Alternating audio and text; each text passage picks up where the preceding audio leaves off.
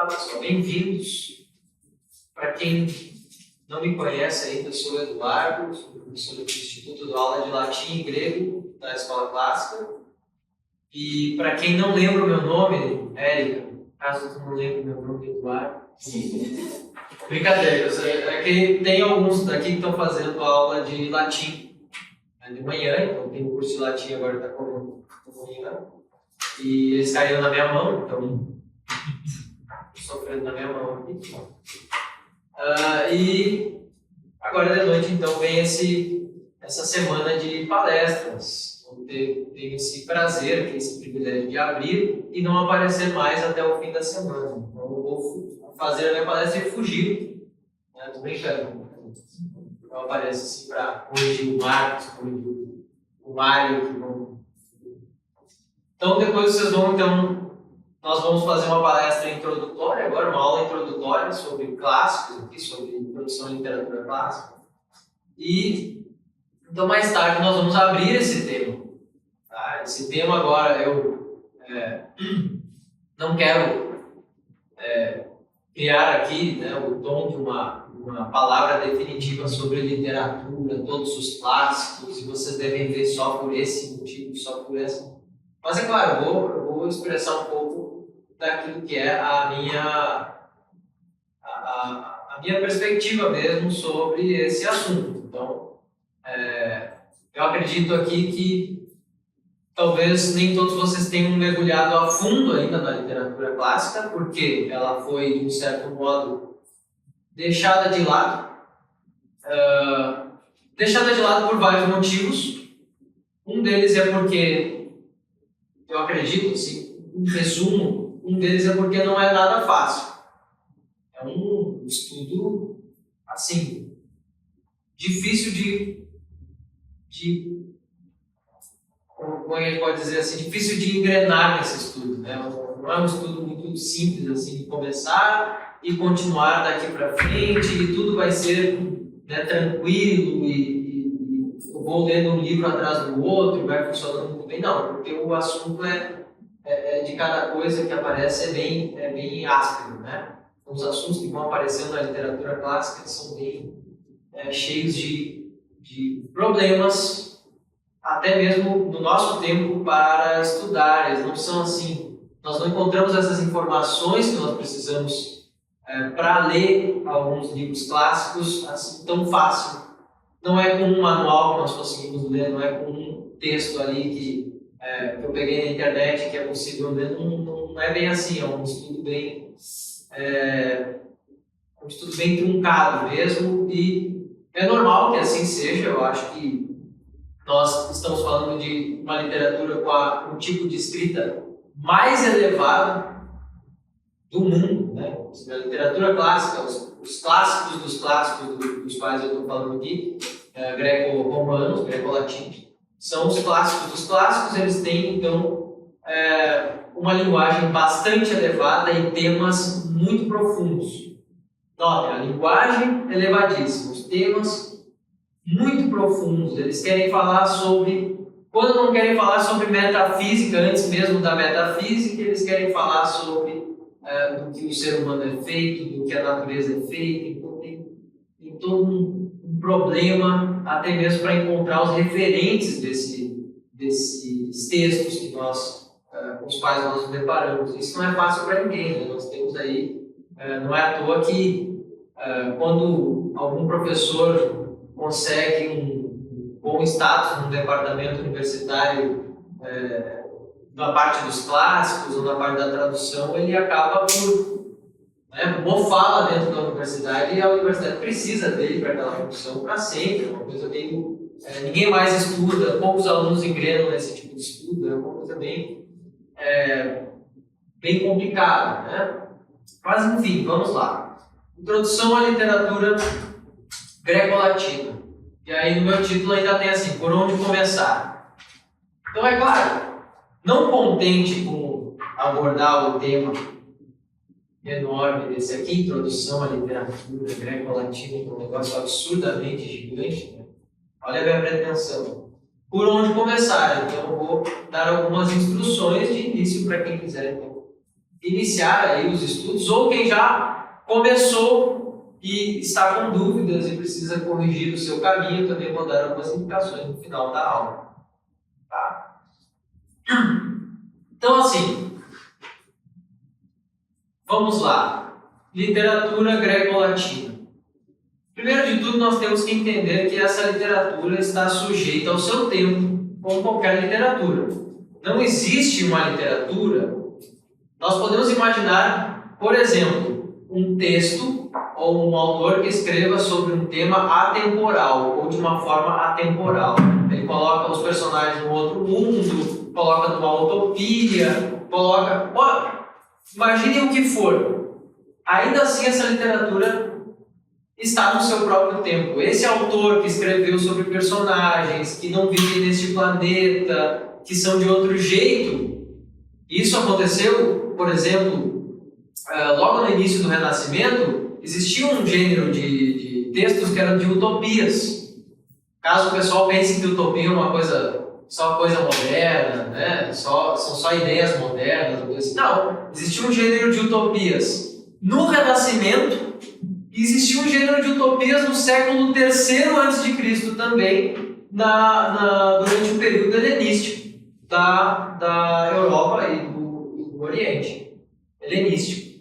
Ou seja, os caras já escreviam sobre utopias, lugares maravilhosos, onde o ser humano vivia numa sociedade perfeita, assim, no século III a.C. Depois, ainda no Renascimento, surgiram outros textos modernos do mesmo assunto, por exemplo, e não deixam de participar do tempo deles. Ou seja, esses assuntos, por mais que eles sejam atemporais e que eles não falem de coisas do tempo em que eles estavam, ainda assim a escrita, o estilo, tudo que os autores faziam ali deveria ser entendido por pessoas daquele tempo. Sempre assim, sempre teremos esse problema. Esse é o nosso primeiro problema com a literatura clássica. Nós temos que... Não precisamos ter medo disso, porque é muito antigo, é difícil de captar ali, entender exatamente o que os autores estão dizendo, mas nós temos que entender que isso é um primeiro obstáculo que pode nos causar certo estranhamento nessa literatura antiga. Certo estranhamento mesmo, porque às vezes é difícil de se aproximar desses personagens antigos, desses heróis antigos, mesmo de Aquiles. Então, assim, Hollywood nos deu um presentaço, que é o Brad Pitt, não é? Tô brincando. Mas vocês imaginam que se a gente tem ali o Troia, né? Aquele Troia cinematográfico e tudo, olha só o tipo de adaptação, olha o tipo de roteiro e o tipo de estilo que um filme tem que ter, um filme que trata de um assunto como a Guerra de Troia tem que ter para que seja transmitido a nós. Ele se parece muito com outros filmes americanos, com outros contextos de histórias de heróis, até modernos, né? E se nós vemos ali aquele personagem e comparamos realmente com o Aquiles da Ilíada, o Aquiles da Ilíada é muito diferente, ele tem coisas bem diferentes, né? Ele se emociona de um jeito diferente, ele é grego, e é um grego do século IX a.C. Imagine um negócio desse, né? Então, é um pouco distante. Inicialmente, essa literatura pode causar esse estranhamento, tá? Mas notem, como eu disse, essa literatura pertence ao seu tempo. Nós precisamos ter essa noção ao estudar de que cada personagem desse, ele é quase como um modelo, uma dramatização, ele pertence então a essa construção dramática daquele tempo, do seu tempo, tá? E para entender essa construção dramática e para entender a profundidade das obras, nós precisamos ter aí uma outra informação sobre a literatura antiga, que ela pertencia a uma cultura, e uma cultura cheia de histórias.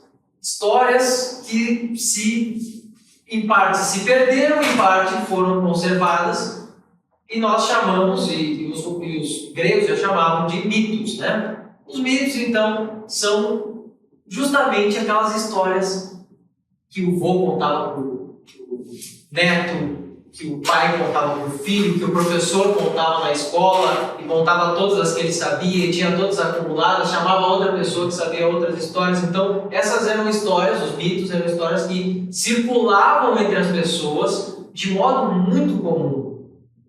Hoje nós vemos filmes aqui, né? O pessoal, enfim, baixa filme na internet, baixa aquilo, mostra para o outro, fala que aquilo é legal e entrega para o amigo, né? Então, como é legal aquele filme, não sei o quê, como é legal essa série, esse vídeo do YouTube, tá? Imagina que num tempo em que as pessoas podiam compartilhar, de certo modo, histórias, elas compartilhavam tantas histórias quanto o volume com que nós compartilhamos certas coisas hoje. Imagine isso. Imagine que uma pessoa, já com 20 anos, ela já tinha um repertório de mitos ou de historinhas ou de mitos ali gregos muito antigos já na cabeça dela, e ela falava muito sobre aquilo, discutia sobre aquilo, gostava mais de um personagem do que de outro. Imagine esse tipo de contexto no qual surge o que é a literatura. Olha só. Então, mitologia, ou os mitos, ou essas narrativas antigas, elas são diferentes, elas são outra coisa, e a literatura é outra. São uma coisa e a literatura é outra. Tá? A literatura greco-latina, ela tem a ver com os mitos, ela trata dos mesmos assuntos dos mitos gregos, por exemplo, vamos falar da mitologia grega principalmente. Ela trata dos mesmos assuntos dos mitos gregos, compõe em cima dessas histórias antigas, mas não é a mesma coisa que a mitologia. Por quê? Porque a literatura não nos entrega assim os seus temas, né, as suas mensagens. Por que os caras não facilitaram para nós? Por que eles não deixaram aquilo ali, não deixaram o manual para ler o próprio livro deles, né? Claro que isso não fazia sentido. Aquelas histórias circulam entre as pessoas, é algo popular, é algo de crença popular ou da cultura popular, e os caras vão lá e fazem o quê? Uma obra de arte que trate daquele assunto, interprete aquele assunto e, de certo modo, congele o assunto. O que é, então, uma obra literária com relação à mitologia? Se nós compararmos uma obra literária de um tema mitológico com um mito. O mito é um tema vivo. Eu falo aqui que a língua latina está morta. Eu não sei se eu falei para os alunos aqui ainda no curso, mas assim, a língua latina está morta. Por quê? Porque nós não falamos em latim. Ninguém fala em latim no mundo. Mas os alunos podem falar em latim. Sim, isso não faz da língua latina a língua viva. Por quê? Porque não há um lugar, um território em que as pessoas falem em latim e esta língua se modifique. Não, o que foi escrito em latim no tempo em que foi escrito já se fechou, já era, e aqueles moldes clássicos permanecem até hoje. Olha, os moldes clássicos da língua latina, medievais ou escolásticos, são esses. Do mesmo modo acontece com histórias gregas. No momento em que uma história é contada de geração em geração, guardada no boca a boca, a história está viva.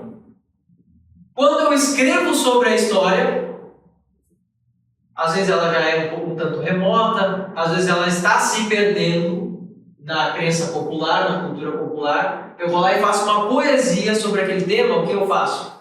Eu congelo aquela história daquele modo, porém, facilmente, essa história já não é mais viva. Por quê? Porque no momento em que uma obra literária, que uma poesia toma o lugar daquela história no seu meio social, pronto. Por um lado, aquilo é ótimo, nós temos uma obra de arte em função daquele mito. Por outro lado, a história viva do mito, por exemplo, o mito de Hércules. Existem N versões do mito de Hércules. Com certeza nenhuma delas é a da Disney, tá?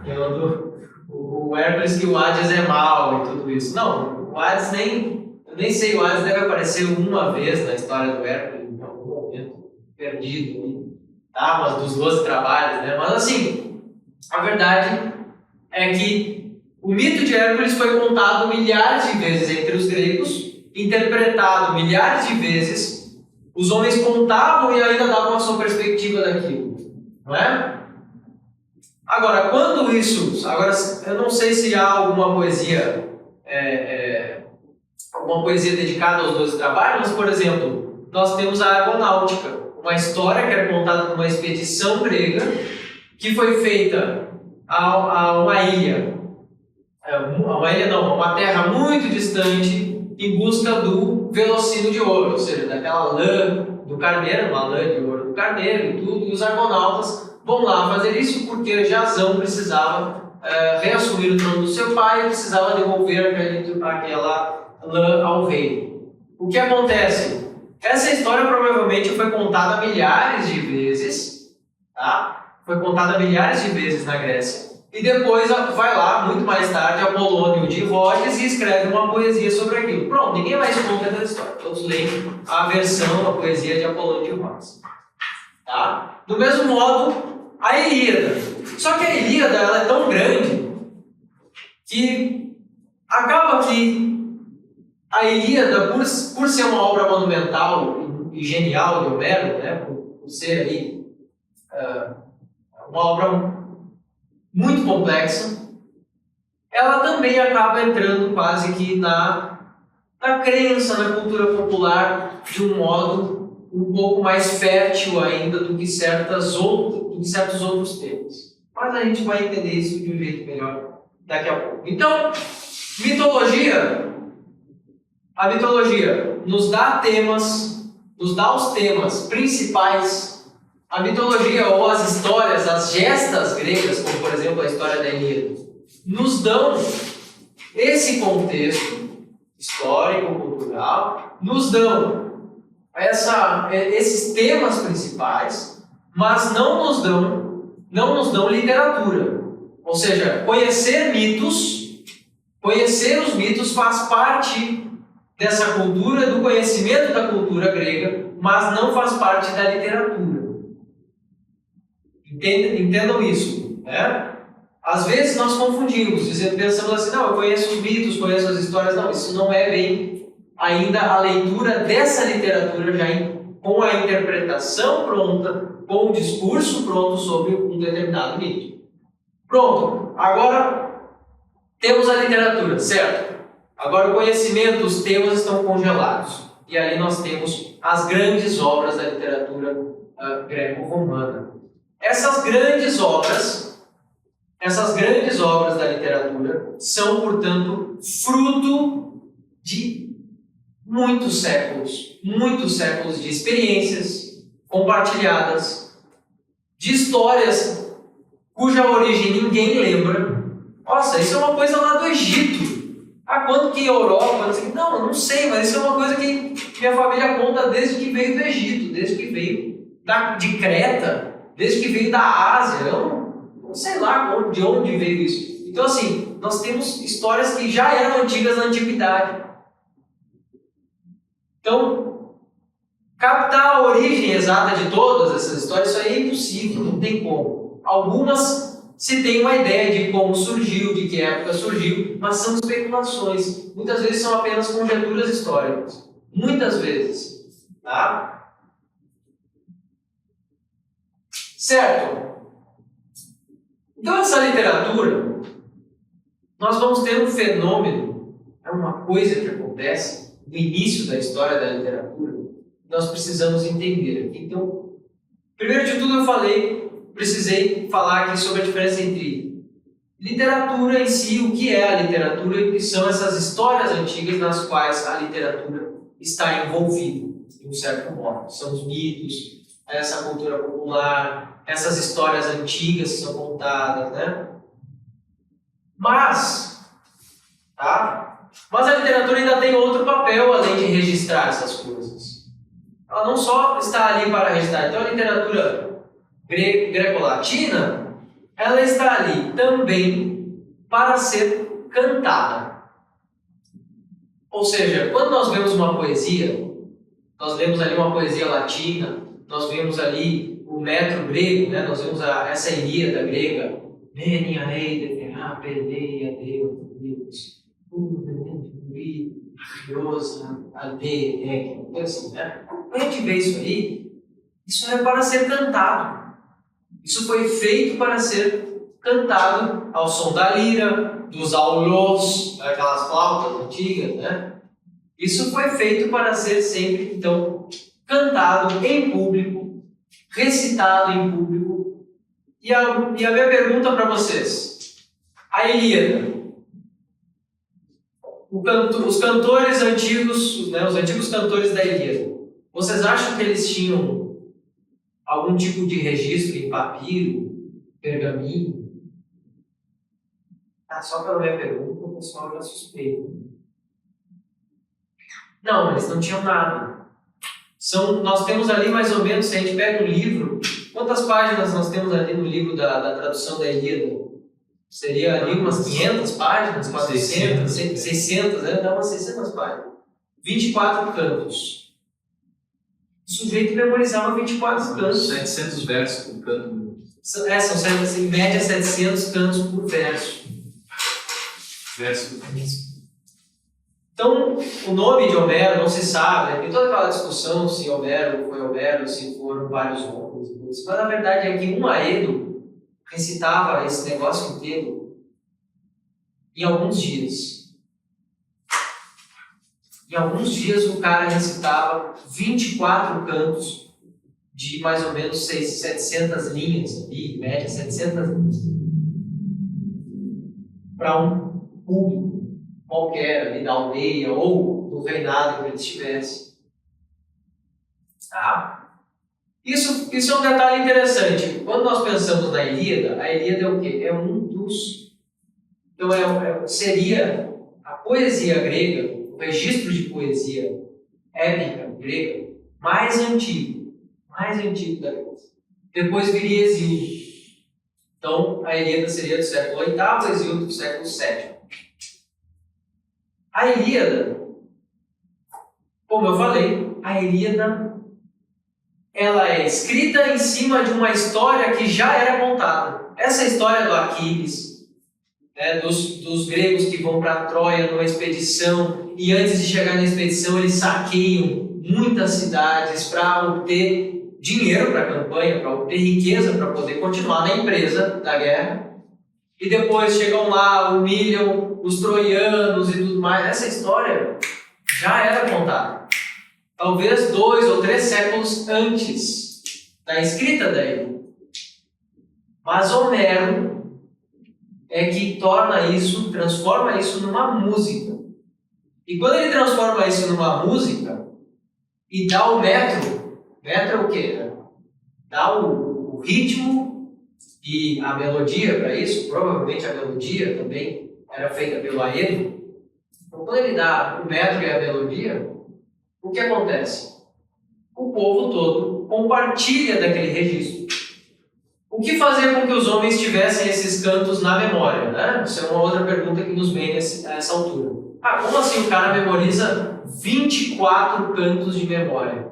Daquele tamanho, 600 linhas. É porque tem ritmo e porque tem música, porque tem melodia.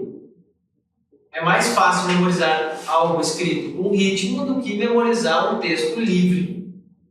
É o esforço que um retórico, que um orador faz para memorizar um texto em prosa, se o texto é mal escrito por ele mesmo, é um esforço horrível, um negócio. É muito mais difícil do que memorizar uma música, uma poesia. Tá?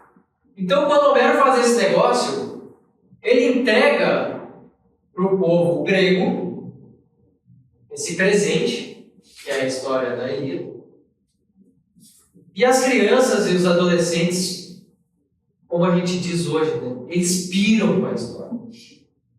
Eles ficam doidos, querendo se tornar Aquiles, querendo se tornar Heitor, brincar de batalha entre grego e troiano.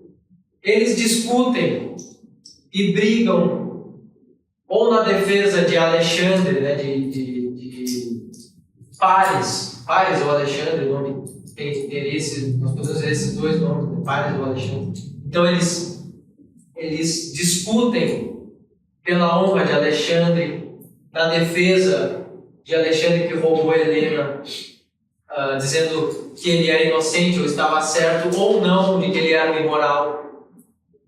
E esse é o verdadeiro efeito dessa literatura. Esse é o verdadeiro efeito da literatura antiga na antiguidade. Já vamos falar um pouco sobre, no final nós vamos falar um pouco sobre o papel atual disso, tá? Sobre como isso chega até nós, de que modo isso pode ser aproveitado por nós, né? Então essa literatura ela tem esse sentido. Eu tomei aqui o exemplo da Ilíada. Essa literatura ela quer, além de tudo, encantar. Ela precisa encantar muito os nossos ouvidos. Ela precisa entrar com uma boa melodia, um bom ritmo. Precisa fazer com que nós nos emocionemos, até choremos com os personagens. Ela precisa ser emocionante, precisa ser como um filme hoje, né? Hoje eu acho que as pessoas leem livros e tem aquela lágrima assim, tranquila, né? Mas quando hoje o pessoal vê algum filme, normalmente o personagem é um filme emocionante, hoje tem que ter algum personagem com alguma doença fatal, né? Alguma coisa desse tipo. E aí as pessoas vão lá e olham aquele drama ali, ou aquela tragédia, e choram, e tem toda aquela reação emocionada, assim, forte. Talvez hoje nós não consigamos imaginar uma reação assim, fora do contexto cinematográfico, mas imaginem que essas pessoas ouvindo essas palavras e imaginando isso no seu próprio tempo, se emocionavam o tempo todo com essas coisas. Era o tempo todo emoção, agitação. As pessoas estavam muito mais acostumadas do que nós a receber essas coisas pelo ouvido do que pelos olhos ou por N estímulos, como nós fazemos hoje. Hoje a gente precisa de muita coisa, parece que tem que ter todas as cores no filme, os filtros do Instagram tem que ter no filme, das imagens do filme, ele tem que ter toda uma simbologia rica ali de objetos e não sei o que. Não. Imagine que a literatura já fazia isso há séculos, né? Podem assistir filmes, tá, pessoal? Então, assim, surge essa necessidade entre os homens. Como surge essa literatura antiga? Eu falei, então, que já existiam as histórias. Os homens já contavam essa história. Os mitos já contavam e passavam uns para os outros esses mitos. A necessidade de contar histórias, ela é muito natural. Todos nós temos essa experiência na nossa vida cotidiana. Nosso pai contou alguma história pra gente. Meu pai tá ali, ele contou alguma história pra mim quando eu era criança. Muitas, na verdade. Contou a ponto de eu enjoar, né, pai? Não me responsabilizo. Mas olha só. Nossos pais contam história, nossos avós contam histórias, a família conta história, então sempre tem algo impressionante para contar. E é natural que quando a gente vive alguma experiência impressionante, o cara viveu, trabalha no hospital, alguma coisa surreal, fantasma apareceu no andar, no 12º, alguma coisa aconteceu e aquilo é impressionante e o sujeito não consegue morrer com aquilo guardado. Vejam como isso é visceral na vida humana. Contar as histórias, as coisas impressionantes que nós vimos. Nós não conseguimos morrer com isso guardado. É muito difícil. A língua, como diz um amigo nosso aqui, o Roger, aqui, do coral, né? A língua vai ter que ser enterrada num caixão separado. Mas assim, nós não nos seguramos. Nós temos essa necessidade, é necessidade humana contar essas histórias, mas a literatura já surge num segundo nível. Então, nesse segundo nível de registrar, tornar aquela história muito bela, adornar aquela história. É como se a poesia, ou como se o texto em prosa criado por um escritor fosse justamente fazer um casamento né, fosse fazer ali um casamento, uma cerimônia, a cerimônia de consolidação daquela história com a sua arte. Eu pego aquela história, aquilo que é vida humana, aquilo que é maravilhoso, adorno, visto de diversos modos e deixo aquilo ali no papel. E aquilo fica para sempre. Até os filmes são muito mais fracos do que isso. Filmes dos anos 80 o pessoal já nem quer olhar por causa da qualidade. Eu concordo com isso, né? O pessoal fez filmes maravilhosos, mas com preto e branco, o pessoal já não, o áudio já não é mais aquilo, não sei o que. Parece assim que a experiência é completamente diferente. Agora, o que está no papel, nós estamos lendo teatro grego desde que o teatro grego foi inventado. Se nós vamos aqui na livraria da esquina, ela vende o teatro de Sófocles, Ésquilo, né? Vende ali alguma comédia de Menandro, Plauto, Terêncio. Aqui na Pocket LPM, a gente encontra o teatro grego ali, na esquina. É muito mais forte, é como se aquilo ali realmente, aquela história ali, chegou até nós. É eficiente, essa literatura, nesse sentido, ela é muito eficiente. Tá? Então, olha só, essa literatura clássica, grega e romana, ela surge por esse motivo, porque essas histórias antigas, como a Ilíada, como a Odisseia, tinham fatos ou tinham ali narrativas muito importantes para esses homens. Histórias de heróis, histórias da origem daqueles povos. Olha, nós viemos daqui, desse herói. Nós viemos aqui de Odisseu, né? Nós estamos aqui em Ítaca e tal. Nós viemos aqui de Agamenon, somos o povo de Agamenon, porque o Agamenon fez isso, foi o general da guerra e tudo mais. Né? Então, as pessoas conseguem, por meio dessas histórias que estão ali concretizadas, estão ali assinadas no papel, elas conseguem, por meio dessas histórias, identificar a sua própria origem e o seu próprio papel no mundo grego. Imagine que no mundo grego tu devia encontrar, de certo modo, as tuas origens. Seja, não, eu sou aqui descendente, né, sou da terra dos Heráclides, sou descendente de Hércules e tudo mais. Então tu tem essa referência, certo? Os judeus fazem isso até hoje. Se a gente pega a história do povo judeu, eles têm lá a história na Bíblia, né, nos diversos livros bíblicos judaicos, está lá a história das origens mais remotas do povo judeu. Ainda nós temos esse exemplo concreto até hoje. Para os gregos era assim. Mas onde eles encontravam as origens? Na Ilíada, na Odisseia. E tem um outro tipo de literatura que surge também nessa antiguidade, que é uma literatura que nós chamamos didática. Então vocês imaginem assim, quando surge a ciência teórica do modo como nós conhecemos hoje, né, artigo acadêmico, tipo assim, artigo acadêmico, surge principalmente com Aristóteles. Antes nós tínhamos vários escritos filosóficos e tudo mais, os pré-socráticos e tudo, nós sabemos que tinham filósofos, mas não era escrito desse modo acadêmico como nós conhecemos. Como isso era escrito? Era poesia, era literatura. Então Hesíodo, por exemplo, Hesíodo ainda vem antes disso, né? Mas Hesíodo ele tem lá aqui eu tenho uma versãozinha de Hesíodo, né, da Teogonia, tá? Então Hesíodo ele tinha lá, ele escreveu a Teogonia e o outro livro é Os Trabalhos e os Dias, está aqui em grego e português, né?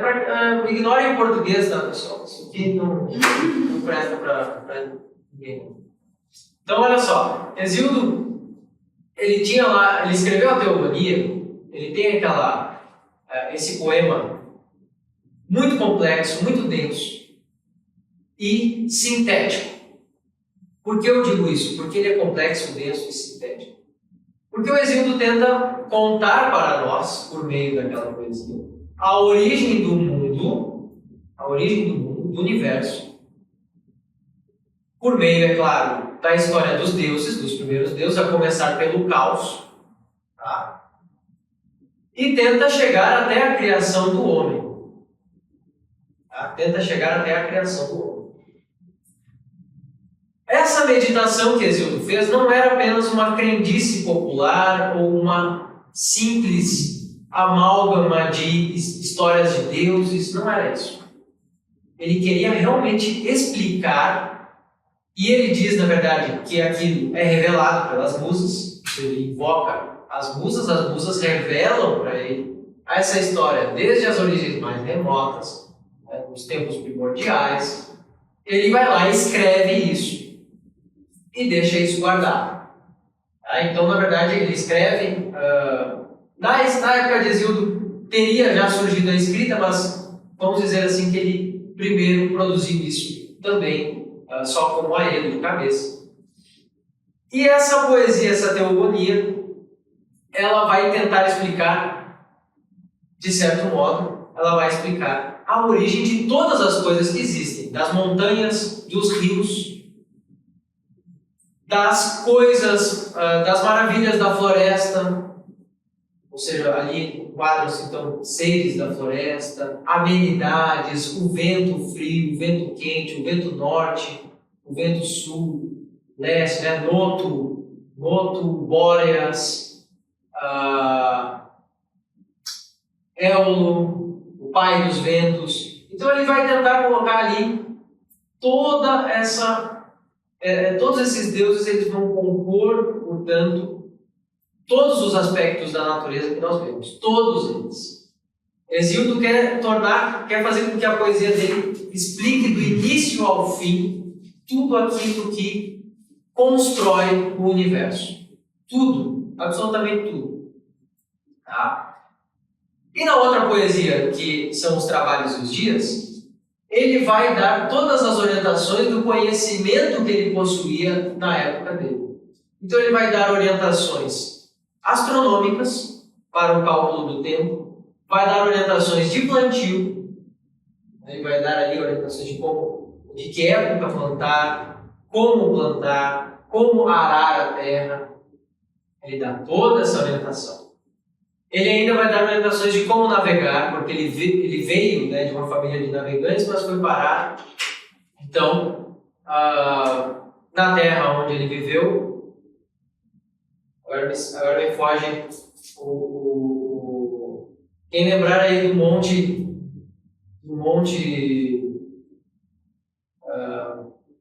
ao pé do qual ele canta, pode me dizer.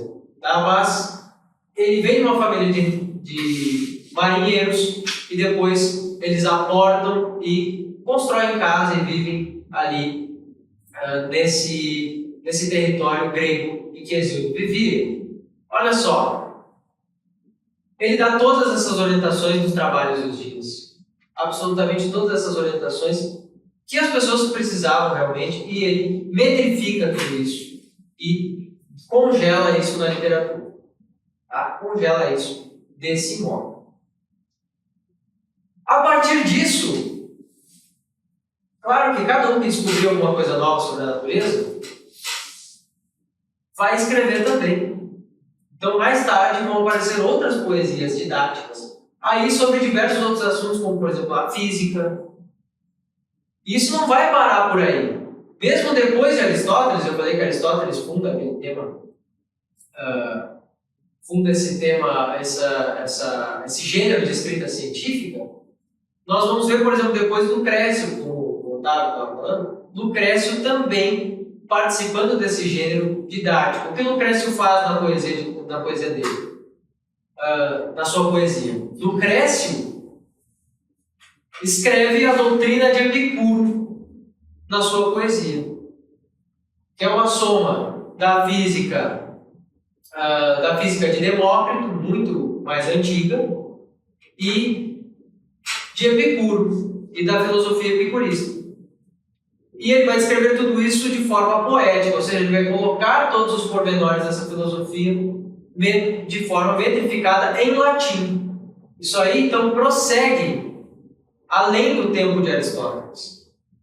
Esse tipo de obra didática, filosófica didática, ou melhor, poética didática.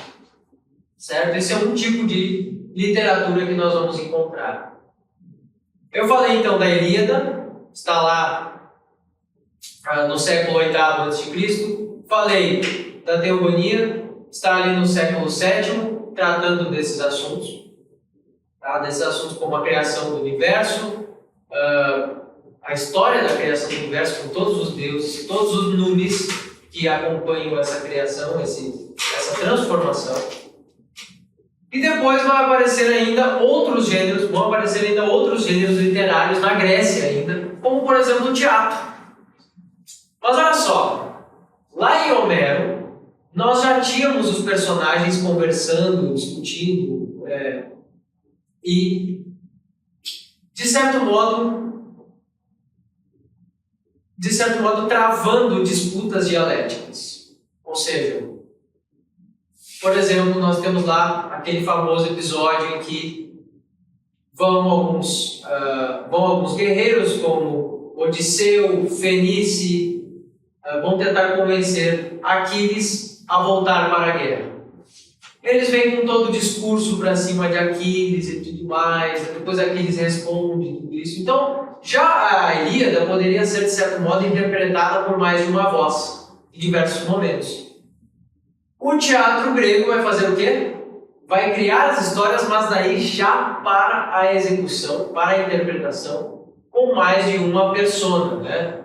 Com mais de um ator mascarado. Por isso eu disse persona. O pessoal do latim já sabe que persona é máscara, né?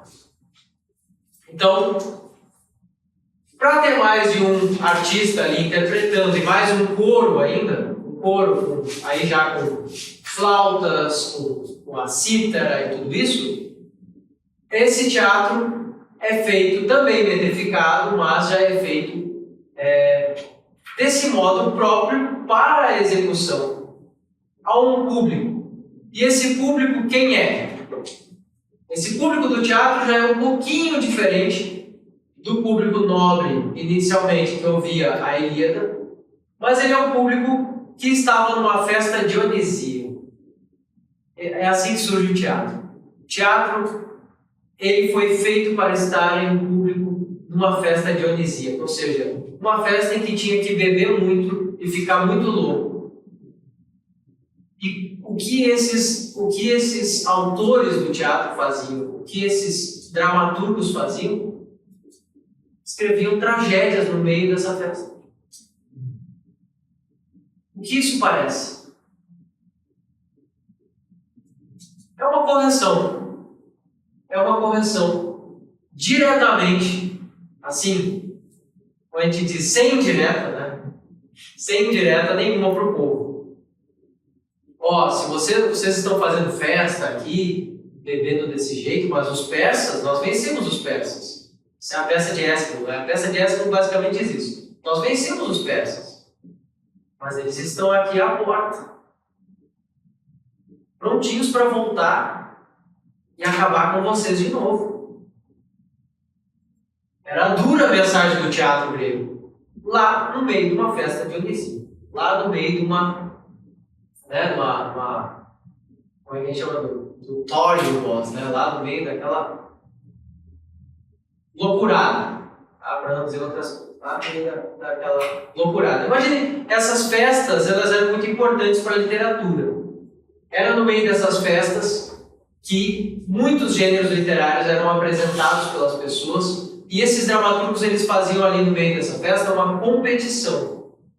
Então, quando nós temos algum teatro conservado até hoje, normalmente é porque ele venceu a competição. Então, vencendo a competição, ganhava a escrita, o registro, e ficava para a posteridade ali gravado e era apresentado depois mais de uma vez ao longo em outros episódios. Esse é o contexto do teatro grego. Hoje o teatro grego vira uma coisa meio erudita, né? Às vezes na universidade, meio teatro grego, vamos ver aqui essa coisa. Não, o teatro grego é uma coisa, é um tipo de escrita para estar no meio do povo mesmo. Estar ali no meio daquele povo fazendo festa. Tá? E aquilo, de certo modo,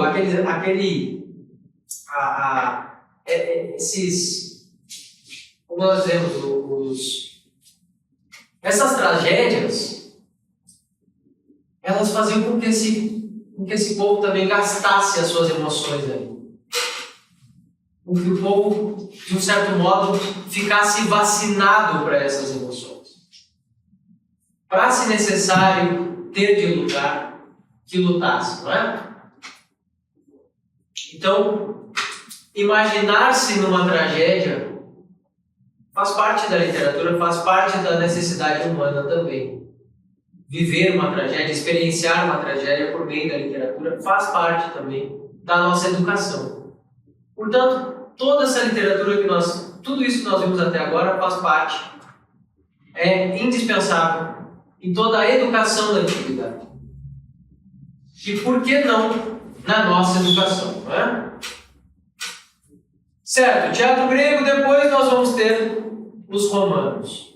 Olha só, eu falei aqui basicamente então da poesia de Homero, Hesíodo, falei do teatro grego, nós temos ali principalmente Ésquilo, Sófocles e Eurípides já é comédia, tá? Esse teatro grego inaugura muita coisa. E é depois do teatro grego que nós vamos ter o gênero, para não esquecer desse gênero, que é o gênero da eloquência.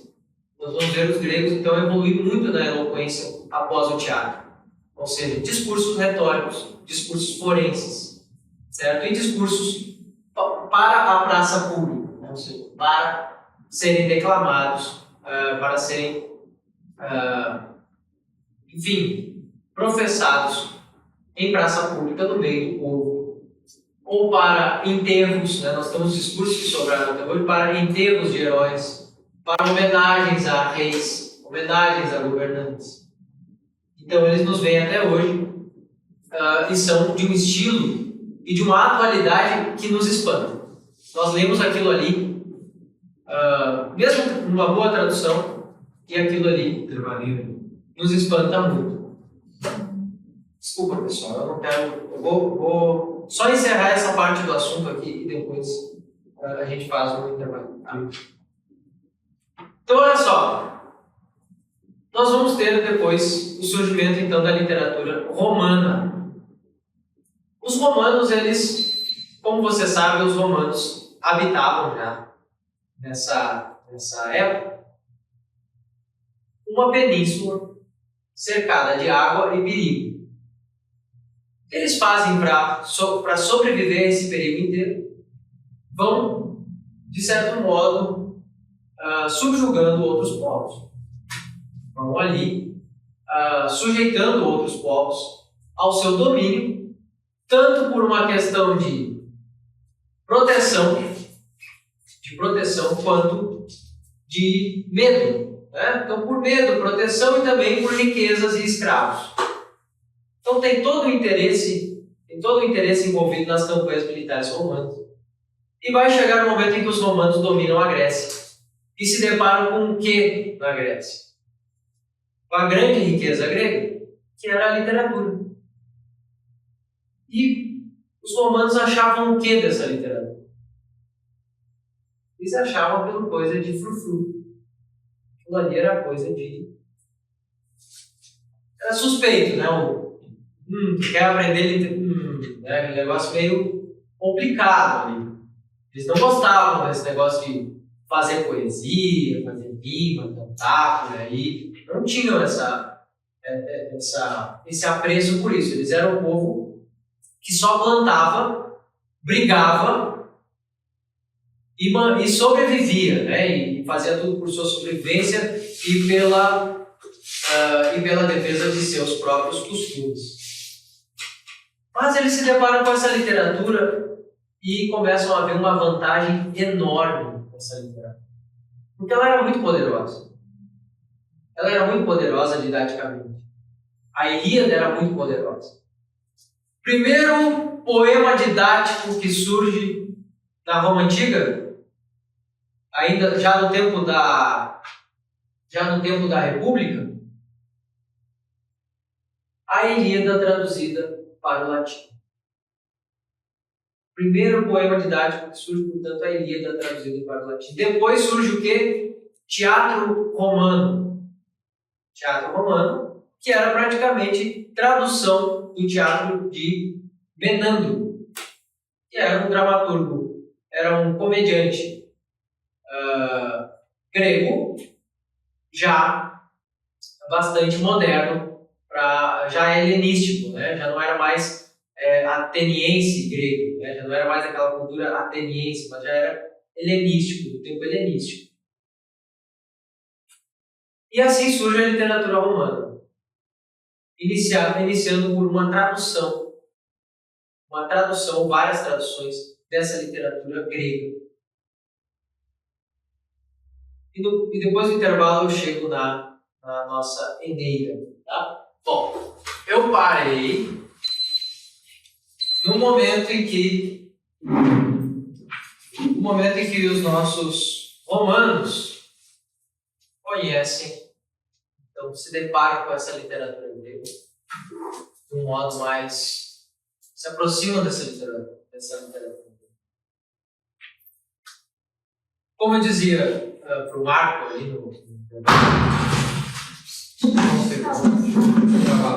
Só para acordar. como dizer para o Marco ali, coisa importante, se não me engano, uma das primeiras obras latinas é uma tradução da Ilíada feita por um grego, escravo romano.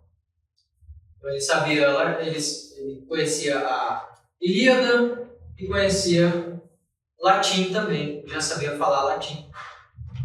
Nessa época existiam até mesmo gramáticos gregos que também eram gramáticos latinos, que também eram gramáticos da língua latina e corrigiam os romanos na própria escrita deles. Isso aconteceu muito. Os gregos eram, nesse sentido, eles eram realmente de uma certa genialidade difícil de buscar, né? Difícil de buscar essa genialidade grega, já no tempo em que Roma dominava os territórios. Então, olha só, surge essa poesia. Os romanos começam a participar disso, começam a surgir poesias didáticas romanas também, de outros temas.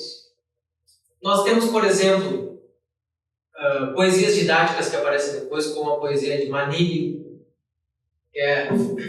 nós temos um poema, por exemplo, De Astronômica, falando sobre toda a astronomia e a astrologia da época. A astrologia na época já era uma coisa antiga. Então, esses homens eles já tentavam ler o céu, ler os símbolos do céu e dos astros já há muito tempo. Isso era do tempo dos caldeus. Uma coisa muito antiga, né? essa astrologia. E eles escreviam também em versos sobre isso. Eles não escreviam sobre isso em prosa. Eles não colocavam informações, tabelas, tudo assim. Não, era um verso mesmo. Ó, vamos cantar aqui. Cantava o nome de todos os planetas, o nome das constelações, depois o que significava cada planeta, o que significavam as constelações, o que essas coisas queriam dizer no céu. Então, imagine que isso era, vamos dizer, isso fazia parte até mesmo da ciência mais elevada aí desse tempo. Era esse estudo do céu também. Tá? Essa literatura romana, ela tenta surgir dessa cópia grega e Roma, na verdade, nunca conseguiu se livrar muito dessa relação e desse vínculo com a Grécia, né? Ao ponto da gente ter um dos maiores nomes de Roma, um dos nomes que dá sentido a um pedaço inteiro dessa história romana, que é Cícero. Cícero estudou na Grécia. Cícero era um jovem nobre, era um homem novo, chamado homem novo porque ele não era, ele não fez as vias políticas dos seus compatriotas, que eram generais que depois se tornavam governantes. Pelo contrário, ele fez o caminho do advogado. Ele foi um ótimo advogado. E assim se tornou cônsul.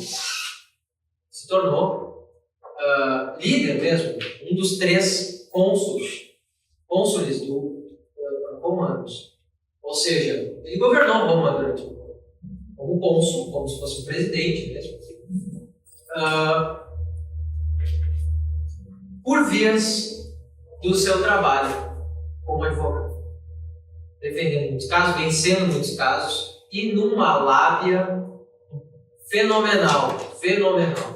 Ele estudou retórica, estudou poesia, estudou versos também, estudou literatura, a língua grega primeiro, ele sabia muito grego, ele realmente conhecia a língua grega de verdade, muito bem a língua latina, certamente, porque a língua latina formal não é a mesma coisa que a língua coloquial, né? E então se tornou uma verdadeira autoridade até mesmo na filosofia. Ele realmente aprendeu a filosofia grega e entrava até em discussões maiores com filósofos ou pensadores modernos da própria época dele, em outros escritos que surgiam ou que ele descobriu. Então ele realmente foi prolífico nesse sentido, escreveu muito. E ele chega ao poder por meio dessas vias e consagra esse gênero na literatura latina, e consagra um gênero que já era consagrado na literatura grega, que era o gênero da eloquência, do direito, né?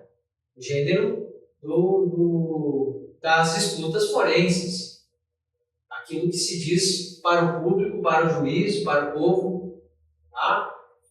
Então isso aí, Cícero fez um estilo inigualável em latim, criou um estilo inigualável que unia.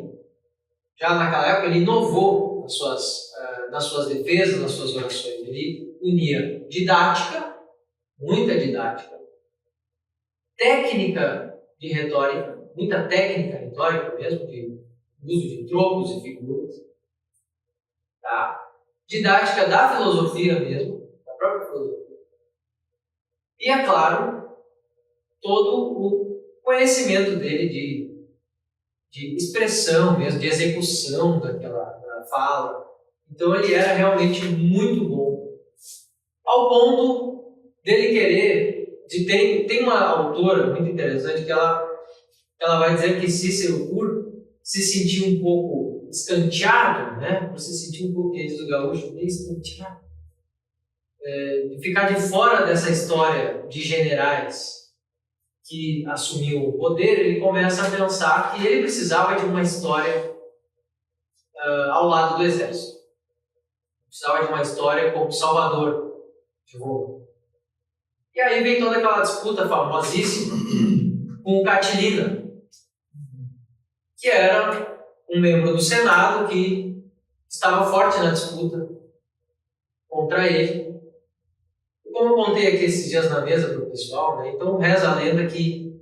Reza a lenda não, os últimos estudos vão dizer que Cícero, no dia em que ele foi depor, ou que ele foi falar no Senado, para o Senado todo, o Senado romano, contra Catilina, ele entra no Senado de um modo inédito. Ele entra com uma armadura por baixo da toga, e cercado de guardas romanos. Isso se assemelhava ao presidente, o dirigente do Estado entrar no Senado com um colete à prova de balas e uma metralhadora. Seria mais ou menos isso, né? Entrar com uma metralhadora, um colete e tal, uma guarda à volta. Ele entra desse modo no Senado e já começa no meio. Estão fazendo uma conjectura contra mim, é o Catilina, não sei o que, nós sabemos do seu bando e tal. Ele consegue. Ele não só faz isso, se diz que talvez a ameaça não fosse real. Ele se aproveitou disso para fazer um belo teatro aí naquela situação. Né? Para fazer um belo teatro aí. E a partir desse episódio, ele consegue prender os membros, consegue prender o Catilina, expulsar o Catilina de Roma. Depois o Catilina é morto no conflito com os soldados romanos. Ele consegue executar, e aí que foi o problema de Cícero, foi que ele executou 2 membros da facção do Catilina sem passar pelo processo jurídico. Ele fez travessura também, né? Como ele executa 2 homens, 2 jovens, sem passar pelo processo jurídico? Ele se sai como salvador de Roma, porque Catilina realmente tinha um bando, e eu não vou entrar nos pormenores, mas Catilina realmente poderia ser perigoso e tudo mais. E sai como salvador de Roma. E uma das coisas muito interessantes que acontece nesse episódio é que os discursos que o Cícero escreve contra Catilina, ele vai lá, se diz que ele emenda, né? Ele corrige aqueles discursos e distribui aquilo. E as pessoas copiam aqueles discursos e leem em praça pública, no jantar, na escola, em tudo. Todos os locais, pelo menos dos nobres que sabiam ler, ou quando tinha alguém que sabia recitar, tinham discursos de Cícero acho que ali já, em algum tipo de pergaminho. Tinham discursos ou em tábulas ou em pergaminhos. Tá? E liam aquilo ali uns para os outros. Isso era o brinco, né? Era o cinema ali. Seria um cinema da época. Uma bela história, um belo texto para imaginar, uma disputa, para se emocionar mesmo, né? Para sentir essa emoção. E eles liam uns para os outros. Essa era a literatura corrente. Tá? Então essas pessoas elas realmente consumiam essa literatura grega e latina. Consumiam de verdade isso aqui na própria família, no próprio seio da família e tal. Não era uma coisa distante das pessoas. Tá? Então, nós vamos ter também, mais adiante, pouco tempo depois, a gente pode considerar até pouco tempo depois desses episódios de Cícero, nós vamos ter o surgimento do Império, do primeiro imperador romano. Nós vamos ter uma encomenda do imperador Otaviano a um grande poeta romano, a um cara que queria superar Homero. Você conhecia toda a história de Homero, que participava da literatura grega. Esse cara queria superar Homero. Ele era o próprio Virgílio, grande nome da literatura, Virgílio. A Virgílio, o imperador encomenda então uma obra que tem a seguinte finalidade. Agora maximamente. Momento importante. O imperador pede que Virgílio cante e escreva então, o que seria a história mítica, a origem mitológica, mítica do povo romano. E onde estaria essa história mítica do povo romano? Roma teria vindo de um herói troiano fugido de Troia após a guerra. Troia era uma grande cidade. Troia era tão... Para vocês terem uma ideia, na Ilíada, Troia é tão importante, tão imponente, tão forte, tão maravilhosa quanto a própria Grécia, quanto as próprias cidades gregas que ali estão. Troia é grande na própria história. Não é por serem inimigos dos gregos que Homero não engrandece os seus inimigos. Pelo contrário, quanto maior for o inimigo, mais glória eu tenho. É assim que funciona. Eu não vou contar que bati num cara ridículo, fraquinho na rua. Porque veio um fracote, eu bati nele. Não, você não tem graça nenhuma. Foi um saltante, um cara enorme, não sei o que. Tem uma dele e tal. Aí sim, aí coragem. É mais ou menos isso. E sai então esse Enéas, então, que é justamente genro do rei Príamo, tá? Sai de Troia, levando o quê? Os deuses troianos, que eram os mesmos deuses gregos, porque os troianos também falavam em grego e eram descendentes dos mesmos gregos. Sai com aqueles deuses que são o quê? São imagenzinhas que eles carregavam. são os próprios deuses, são as imagenzinhas, os penates, nós chamamos. Sai levando aquilo no barco, uma classe. O que é uma classe? É o quê? Uma esquadra, né? Sai então com esse grupo de navios para... Aí recebe, numa das paradas, ele ainda recebe em sonho o aviso dos deuses. Os deuses avisam Enéas em sonho que ele deve fundar uma cidade, uma nova civilização troiana, onde? Na Itália. Enéas vai para a Itália e de toda a decorrência disso nós temos o grande Império Romano. No fim da história, então, de Virgílio, nós vamos ter a formação do Império. Nós vamos ter a história de Roma contada com essa origem mitológica de Enéas, já desde o início da história, então, da Eneida. Por isso o nome é Eneida, né? História de Enéas. Então, o que Virgílio faz? Virgílio recebe essa encomenda, ele faz isso com toda a maestria, porque é uma história tão... uma guerra, ou é uma história tão grandiosa, uma gesta, tem gestas ali tão grandiosas quanto a Ilíada, assim, nós podemos dizer. É claro que a Ilíada é inigualável. A Ilíada enfim, não vou falar das minhas preferências aqui. Mas, enfim, a Ilíada é demais. Tá? Mas a história, então, romana consegue igualar-se em grandeza a esses feitos homéricos também. É Virgílio que faz isso. E Virgílio não cantou só essa guerra. Virgílio ainda canta uma poesia do campo. Antes disso, Virgílio não tinha cantado nada com sangue, nada cruento. Mas ele teve de fazer isso. Ele mesmo, tem alguns versos que são atribuídos a ele, dizem que ele fala assim, é uma pena, né? Cantei sobre os campos amenos da Itália e tal, agora as horrendas histórias da guerra. E tem uns versinhos assim, que são atribuídos a ele. Mas a verdade é que Virgílio acaba, então, também havia cantado outras histórias que falavam não só do campo na Itália, não só dos campos, não só da vida do campo e do comportamento do campesino, mas também falava de um conflito social que acontecia na época dele. Aconteciam várias revoluções. Em resumo, por exemplo, nós temos a primeira bucólica de Virgílio, a primeira égloga de Virgílio, bucólica, que vai falar do quê? Vai falar de um colono que deve abandonar a sua terra porque a terra dele foi arrendada para soldados.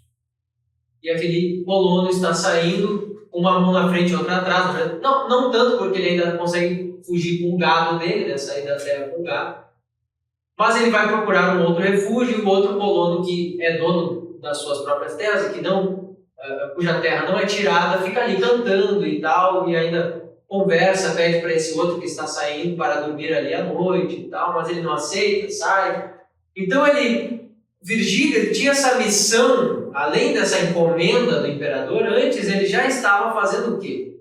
Ele já dramatizava as transformações sociais, as transformações políticas que aconteciam. O papel de um sujeito desses, o papel social de um sujeito desses sim, é de uma potência, de uma força enorme. As pessoas liam isso em casa também, liam isso em praça pública, recitavam essas poesias, cantavam uns para os outros, em todos os lugares. As pessoas conheciam as poesias de Virgílio e dos outros poetas também. Quando o gênero dessa poesia decai após Virgílio, as pessoas continuam cantando aquilo ali, continuam cantando, eu brinco, né, o sertanejo romano. Elas continuam cantando, mesmo as poesias inferiores em beleza e em temática, inferiores às de Virgílio. E elas acompanham a literatura, ou seja, o poeta que se colocasse na frente e cantasse alguma coisa, ele ia ser ouvido. Claro, ele não podia também cantar nada que não fosse animado, que não tivesse um certo investimento. Eles tinham os seus os seus mecenas, né? Então, um poeta desse precisava de dinheiro para ser sustentado. Não era assim, vou fazer minha vida com a poesia. Isso não existia. Isso. O cara tinha que ser tinha que estar bem munido de amigos aí, de financiadores, tá? Não era tão simples assim. Tinha lá a casa dos poetas, às vezes. Tá? O mecenas, ele tinha uma casa em que viviam vários poetas juntos e faziam poesia sob encomenda, mas elas tinham um destino pronto. Isso aqui vai para tal governante, isso aqui vai para tal país, isso aqui vai para tal lugar. Enfim, tem finalidade para essa literatura toda, essa produção literária. Não é assim, vou produzir aqui uma coisa que está no meu coração. Não, é toda uma literatura bem acertada, né? Nos temas e na forma também. Não é qualquer coisa. Certo, então, para fechar esse assunto, eu abri aqui, tentei abrir o máximo que eu pude essa amálgama, essa gama de temas, essa mistura de temas da literatura e mostrar para vocês que essa literatura era muito viva, nesse sentido de que ela realmente circulava e influenciava as pessoas que a ouviam, né? Que ouviam essa literatura. Ela não era uma literatura assim, não era uma coisa rebuscada que, olha só que interessante esses versos que eu não entendo, né? Que legal. Não, ela realmente tinha um papel social, ela era muito desejada, essa literatura, tinha investimento nisso. Dizem que Homero ficou rico como Aedo, cantando em diversos lugares, indo com a sua caravana em diversos lugares, cantando.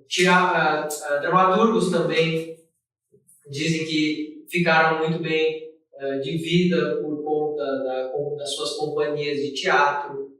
Né? Então, tem artistas que fizeram dinheiro e montaram a sua própria companhia de teatro. Um desses exemplos seria de Plauto, que atuou no teatro grego e depois montou seu próprio teatro itinerante. Então, eles passavam de lugar em lugar com esse teatro, como passa um circo ainda hoje. Certo? Então, nós temos essa literatura viva acontecendo aqui de uma forma muito ampla e com esses diversos temas. Certo? Essa literatura, claro, toda em grego e latim. Se vocês não tiverem tempo na vida, se estão com... ou não tiverem tempo e nem assim fôlego, talvez, aí eu diria, já comprem traduções aí, já preparem traduções dessas obras, mas se tiverem saco para isso, tempo, coragem, até estudem latim e grego antigo, para ler esse negócio todo. Bom, esses estilos vão variar muito, tá? Nós temos esses estilos variados e de diferentes tempos, é possível aprendê-los. Nós temos as traduções de todas essas poesias das quais eu falei, de todas essas obras das quais eu falei, isso aí já existe em português. Aí quem não sabe português vai encontrar isso em italiano, em espanhol, em inglês. Tá? Esses temas, como eu falei também, notem que eles vão da poesia didática a uma coisa mais a ver com uma carta social, entretenimento. Então, tem toda essa gama de diferenças. Essa literatura antiga, ela é chamada também, os principais autores se enquadram nisso que nós chamamos de literatura clássica, tá? E de literatura dos clássicos universais. Por quê? Homero foi influência para todo o Ocidente, absolutamente todo o Ocidente, por séculos. Isso passou o Império Romano, entrou na Idade Média e não parou na Idade Média. Isso ainda influenciou o Renascimento. Homero influencia as nossas crenças, os nossos modos, em uma medida maior ou menor, até hoje. Depois, existe um mundo antes da poesia de Homero, existe um outro mundo depois da poesia de Homero. Depois da Ilíada e da Odisseia. A influência é absolutamente indiscutível. Existe também um mundo antes da Eneida e um mundo depois da Eneida. Ou seja, são obras muito impactantes, são obras muito fortes. Elas não são assim monumentinhos ali que as pessoas olham, visitam, né? Ah, que legal, pô, bacana. Não, elas são assim, explosões no meio da história, né? Explosões culturais. E fazem parte do imaginário popular desde o tempo em que elas foram criadas até hoje. Então, eu estava falando aqui hoje para o pessoal da aula de latim que existem, né, que os gregos eles buscavam um dos temas gregos ou uma das características da cultura grega mais forte é a busca da glória, de uma glória heróica, de uma glória que poderia trazer a eternidade para o homem junto dos deuses, uma vida gloriosa. E que essa vida gloriosa ela se dava por meio de competições ou por meio da morte gloriosa na guerra. Então essa glória grega, ela chega com toda a força no Ocidente por meio da poesia. Essa busca dessa glória. Ao ponto de nós termos pessoas buscando uma glória praticamente do mesmo tipo, sem nunca ter lido Homero. Então o sujeito nunca leu Homero. Ele não sabe que boa parte daquilo que ele mais busca é a influência de alguém que contou uma história. Muito bem contada. Tá? Então, a coisa não é brincadeira. Uma poesia dessa, uma obra dessa fez. Não é brincadeira. A genialidade grega, uma das maiores influências da genialidade filosófica grega, se diz que vem da poesia homérica. Isso que os filósofos gregos criticavam às vezes a poesia homérica, dizendo que isso aí não se deve ler porque tem mau exemplo e tal. Mas só pelo fato deles estarem ali discutindo o mau exemplo dos heróis já é. E 10 linhas depois eu quero assim também. 10 linhas depois ele diz, mas não é. Então ele se entrega 10 linhas depois, exatamente. Então, não tem jeito. Homero foi o primeiro a dar esse start aí, pelo menos na escrita literária, naquilo que ficou composto. Depois, esses outros poetas, principalmente Virgílio, daí para a Idade Média. Virgílio foi o mais lido da Idade Média, a Eneida. As histórias mitológicas gregas foram contadas em diversos modos ainda depois em outras obras menores, que não são obras poéticas nem nada, são apenas assim, manuais de mitologia. Isso aí tem aos montes. Isso é outra coisa, isso aí não é literatura, no sentido do qual nós estamos falando.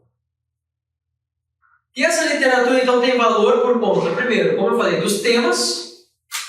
Nós temos temas muito grandes. A Eneida tem um tema que é das origens de Roma, vai contar as origens de Roma. A Ilíada vai contar a origem de diversos povos, vai falar sobre a origem de diversos povos gregos e da glória grega na Guerra de Troia. Nós temos também uma excelência artística. Homero, se nós pegamos os versos de Homero em grego, se nós lemos ali os versos de Homero em grego, vemos o estilo de Homero, comparamos com a tradução, né? Então, quando eu comecei a aprender grego, eu peguei alguns versos ali e li um pouco dos versos de Homero, eu já pensei assim, nossa, mas eu achava que a tradução estava exagerando um pouco aqui no estilo e tal. Não, mas já era um negócio muito belo, muito bem elaborado, um estilo muito elevado na língua. Homero já tinha um estilo elevado, ele já estava fazendo ali uma poesia de um grau de beleza enorme. E depois, para ser igualado ou para que alguém chegasse próximo de Homero, teria que fazer um esforço tão monstruoso quanto o de Homero. Impressionante isso aí. Entender isso, notar que, olha, não teve nada que a gente pudesse dizer assim, não, isso aqui deixou Homero para trás. Não existe isso na literatura. Até hoje não existe isso. Os temas que nós temos da literatura atual, temas da literatura moderna, eles sempre vão voltar, de algum modo, a referenciar Homero e Virgílio, ou essa poesia latina e grega. Mesmo o romance ali, romance besta ali, de 11 pila, do sebo ali jogado, que ninguém leu mais, o autor americano desconhecido lá, enlatado, a gente vai fazer alguma referência latina ou grega. A coisa foi muito longe e é impossível de ser desfeita. Ou seja, voltar-se a essas raízes é justamente aprofundar-se no que é fonte de tudo aquilo que surgiu depois. E por último, nós podemos dizer que uma das características desses clássicos é a impregnação social. Ou seja, os valores que estão embutidos ali, valores que estão todos ali dentro da Ilíada, da Odisseia, da Eneida, das poesias bucólicas, geórgicas, de Virgílio, todos os valores que nós vemos ali daquela arte, dessa arte poética antiga, dessa literatura, e mesmo até os de Cícero, na retórica, tá? Impregnaram-se de tal modo na sociedade que foi impossível de arrancar. Até hoje, impossível de arrancar.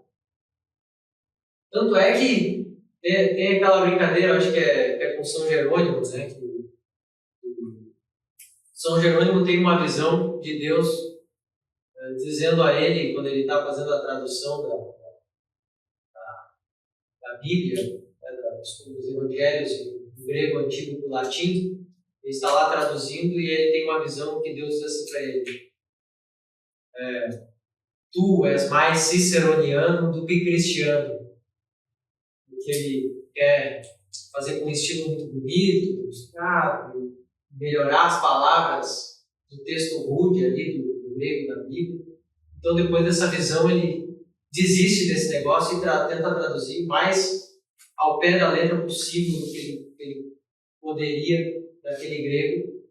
E até fica uma tradução da Vulgata bastante truncada, assim, porque ela é exatamente o que está no grego. Ela tenta ser exatamente ipsis literis o que está ali na obra, dos 4 evangelhos, em grego, poiné. Tá? Então a coisa foi muito longe. A brincadeira de escrever dos gregos e dos romanos foi muito longe. Formou o Ocidente, construiu o Ocidente. Esse é o valor da literatura greco-romana. Tá? Como começar? Como começar, então, a ler essa literatura? Muito simples. Muito simples. Como eu posso, então, entender esses temas, conversar esses temas? Nós temos aí inúmeras obras adaptadas para aquela primeira parte que eu falei. Nós temos não obras literárias, mas eu digo, nós temos inúmeros livrinhos adaptados, livros que contam sobre esses contextos, contam os mitos, nós temos vários disso. Tá? Nós temos muito disso por aí.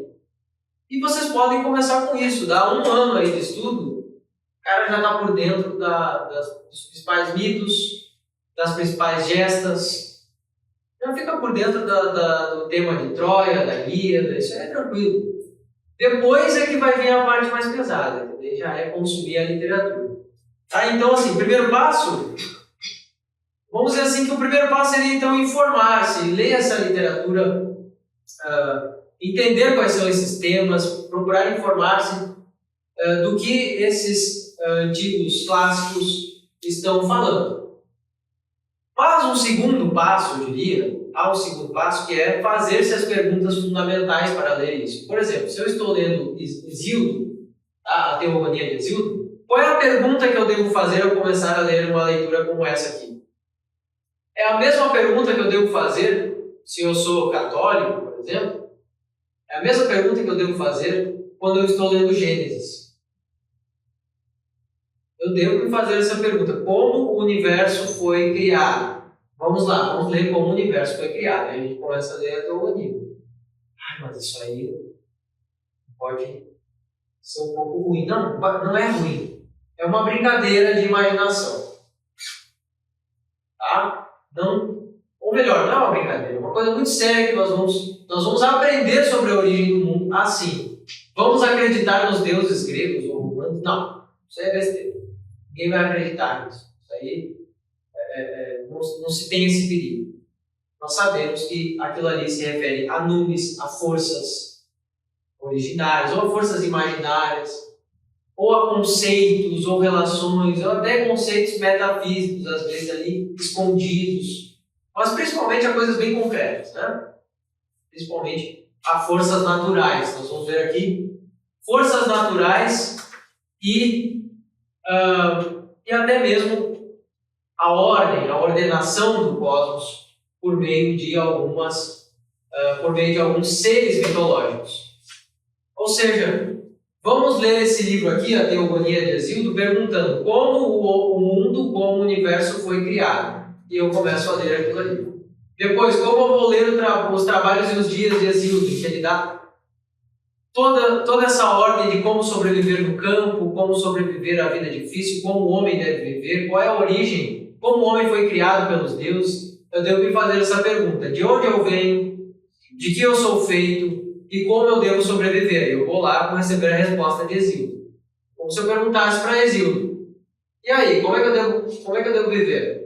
Hesíodo vai lá e vai te dizer: não, ó, tens que pegar o teu arado e começar cedo. Tá? Para Homero, o que nós perguntamos? Nós perguntamos a Homero assim: vai lá, me conta o que as musas te contaram, como foi essa guerra, como esses heróis escaparam, o que eles fizeram, o que eles viviam, como eles se comportavam, o que eles têm a me ensinar. Eu vou lá e daí eu vou dizer assim: pergunta ao Homero o que ele tem a me contar. Basicamente isso, eu faço essas perguntas fundamentais também. E depois de ler, eu continuo me fazendo as mesmas perguntas, me reportando à memória do clássico. Claro, né? Eu posso continuar fazendo as mesmas perguntas depois de ler os clássicos, me referindo nas minhas próprias respostas aos clássicos. Ou seja, eu continuo em comunicação com a leitura após a leitura. Elas devem fazer parte das minhas meditações. Leituras, então, vão fazer parte das minhas meditações daqui até o fim da vida. Terceira coisa, agora a parte que o pessoal tem mais dificuldade: aprender a cantar. Boa parte dos clássicos deve ser cantada. Se nós pegamos ali uma tradução em português do Carlos Alberto Nunes, nós temos que saber cantar um pouquinho. Eu não estou falando de melodia, mas principalmente de saber colocar uma poesia na sua métrica, né? Ler uma poesia na sua métrica, ou pelo menos conseguir ouvir essa métrica, e conseguir ouvir a si mesmo em voz alta, e conseguir, então, imaginar esses versos do início ao fim, imaginar com clareza, ao mesmo tempo em que ouve essa música. Aprender a cantar, então, a recitar essas poesias, eu acho que isso é uma coisa que tem que treinar um pouco. Por quê? Nós pegamos ali alguns versos, testamos. Se nós conhecemos alguém que já tenha lido, nós perguntamos como funciona aquilo. Então, vamos lá no YouTube, procure um cara que eu conheço, um tal de Magister Clístenes. Aí vocês encontram lá no YouTube, ele ensina a ler a Ilíada. Tá? Meditar as obras. Por fim, meditar as obras, e nós podemos até mesmo. Por exemplo, né, o pessoal, eu sei de muitas pessoas que meditam sobre virtudes. Eu vou meditar aqui sobre a virtude da prudência. Eu posso tanto procurar o que os filósofos disseram sobre a prudência, procurar também o que padres disseram sobre a prudência, perguntar o que a ciência fala sobre essas virtudes e tudo mais, né? Tudo bem. E posso também pensar sobre a prudência dos personagens, dos heróis, de toda a literatura que eu conheço. A prudência em toda a literatura. Eu tenho, se eu li isso, eu também tenho matéria para essa meditação. Ou seja, é na literatura que eu encontro respostas para as minhas perguntas das minhas meditações pessoais. Eu vou encontrar lá no exemplo dos heróis, lá no exemplo de Aquiles, lá no exemplo de Odisseu, e assim por diante. Saídas que eles deram. Será uma saída moral? Não. Essa discussão é fundamental. É aí que a literatura vive. Entre nós. Tá? Então, ainda hoje nós podemos discutir. E quando aqui no Instituto a gente começa uma discussão sobre algum personagem, saiam de perto. Tirem as facas. Porque o pessoal se agarra ou a defender um, a defender o outro. É assim que a literatura vive. Assim que a literatura. Tá? Isso acontece mesmo com a Bíblia, né? Quem não teve a experiência aí vamos começar com aquele tema maravilhoso de autoajuda, né? Estava um evangélico, um judeu e um católico. É mais ou menos por aí, né, que acontece a Bíblia. Tá? Então, olha só. Por último, o que eu tenho a dizer sobre a literatura antiga, e vocês preparem-se então para ler isso para o resto da vida, porque nós vamos ler e reler essas coisas. Ah, professor, mas como assim ler e reler? Se eu ler uma vez só, eu acho que já está de bom tamanho. Não, é que tu não vai querer uma vez só. Não dá. Não te aguenta. Eu tenho que trabalhar, eu tenho que... Mas não. Tu já leu a Ilíada uma vez, tu não vai te escutar. Vai querer ler. Esse é o problema. Esse é o problema, é a solução, não sei. Eu já li a Ilíada, né? Eu já li a Odisseia. De novo. Eu já esqueci o nome do personagem aqui, tá? Tu vai ler, ele vai buscar um trecho, ler todo o canto. Não te aguenta. Tá? Então, esse caminho aqui, eu dei mais ou menos um caminho cronológico, tá? Eu dei mais ou menos aqui essa pincelada cronológica dos temas, de como eles aparecem, tudo, mas nós não precisamos exatamente dessa ordem também. Eles podem começar por um tema e outro, desde que entendam muito bem o tema. Busquem entender muito bem o tema. Então, vai lá, me aprofundei muito em Guerra de Troia e li a Ilíada. Ótimo.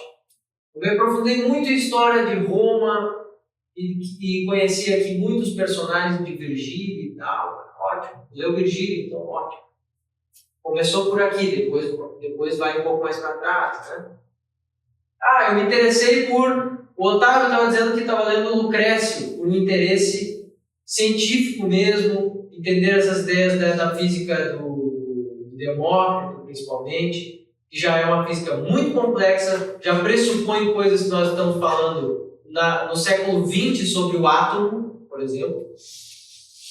Então tá lá, começou por Lucrécio, mas aí Lucrécio vai levar ao epicurismo, aí o epicurismo vai levar ao estoicismo, daí o estoicismo vai levar e assim por diante, mas são temas clássicos que valem o nosso tempo, seja lá por onde nós comecemos. Então vale a pena aqui iniciar por onde está mais perto. Tá? E por fim eu digo que quando a literatura é boa, como eu falei, ela vai nos levar, querendo ou não, à transformação. Ou seja, vai levar ali a um processo de transformação. Se um filme já pode fazer isso, uma pessoa assiste o filme do clique. Nunca mais vou ficar longe dos meus filhos. É um negócio assim, nunca mais vou trabalhar até tarde. Brincadeira, tá? Mas um filme pode ter já uma certa influência ali, pode suscitar uma certa continuidade na vida daquela pessoa, quanto mais uma história desse porte. Então a literatura ela é realmente transformadora, até mesmo no substrato do nosso espírito, da nossa alma, ali onde a gente nem vê a transformação, ela acontece. As doses homeopáticas de literatura são pesadíssimas, não são homeopáticas, são psicopáticas. Obrigado, pessoal. Chega.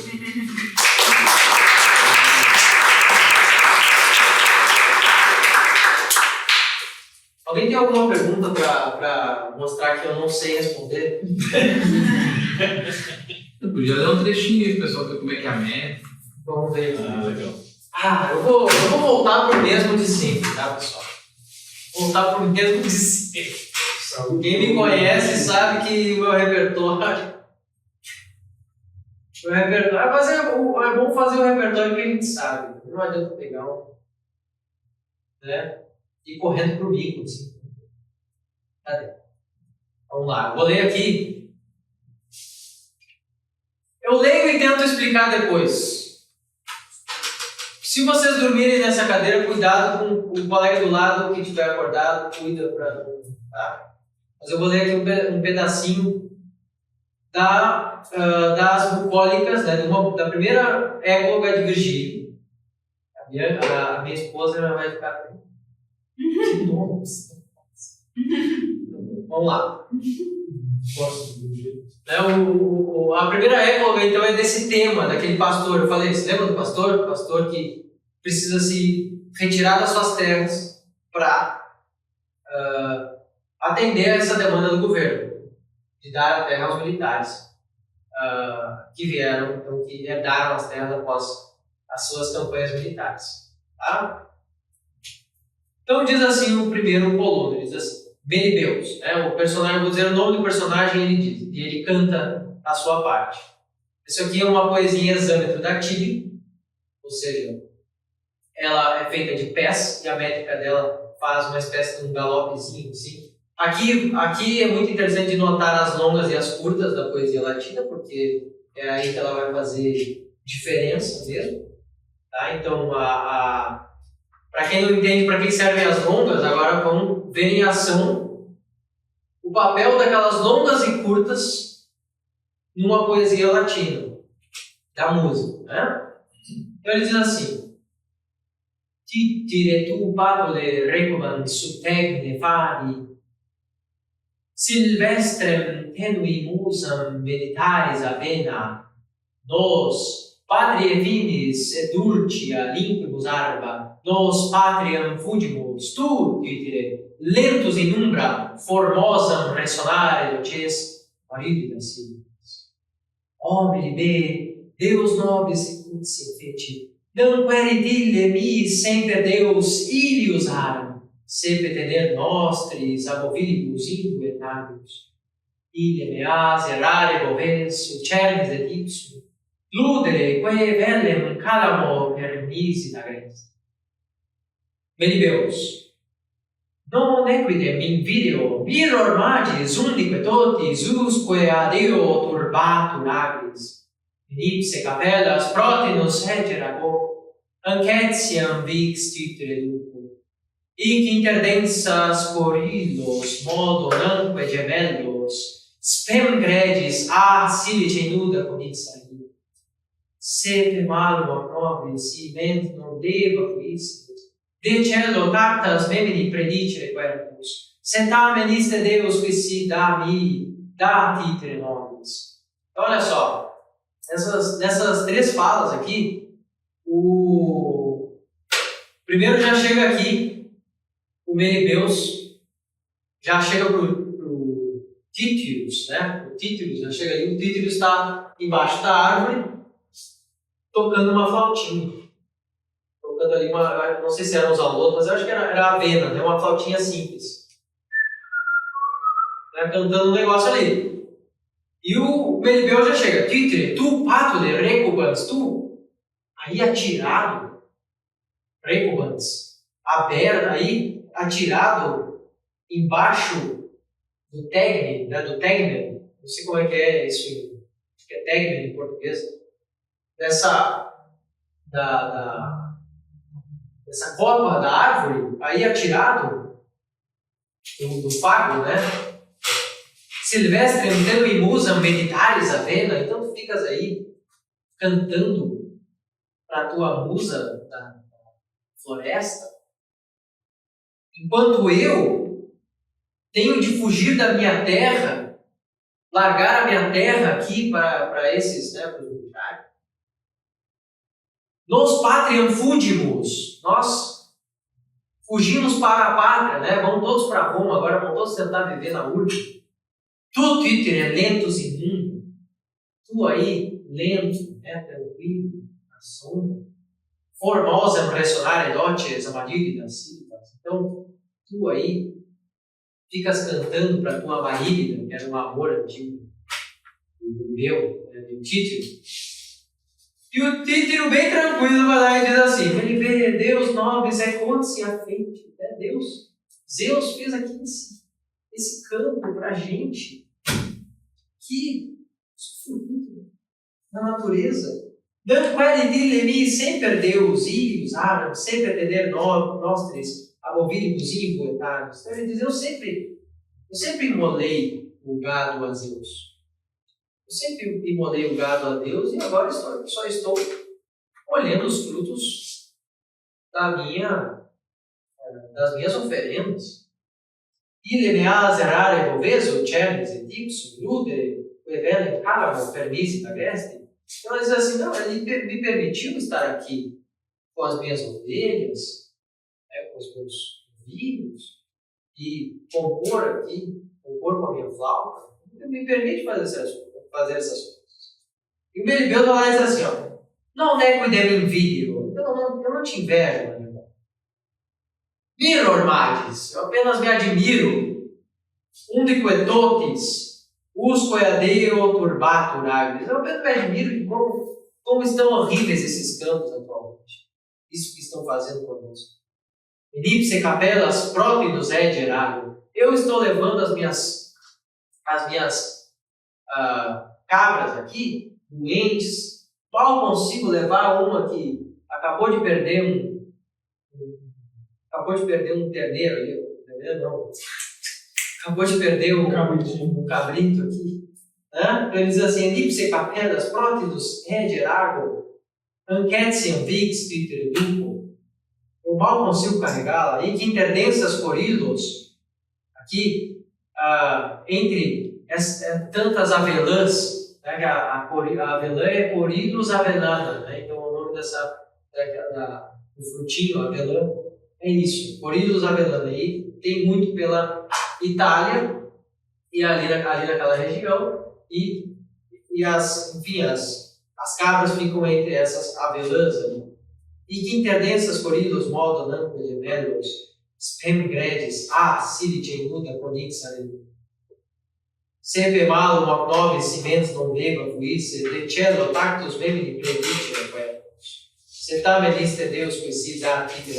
Então ele termina esta fala dele dizendo assim: mas, porém, este Deus, seja lá qual for teu Deus, Títero, dá a nós, traga aí para nós a justiça desse Deus. Ele é um personagem bastante amargurado.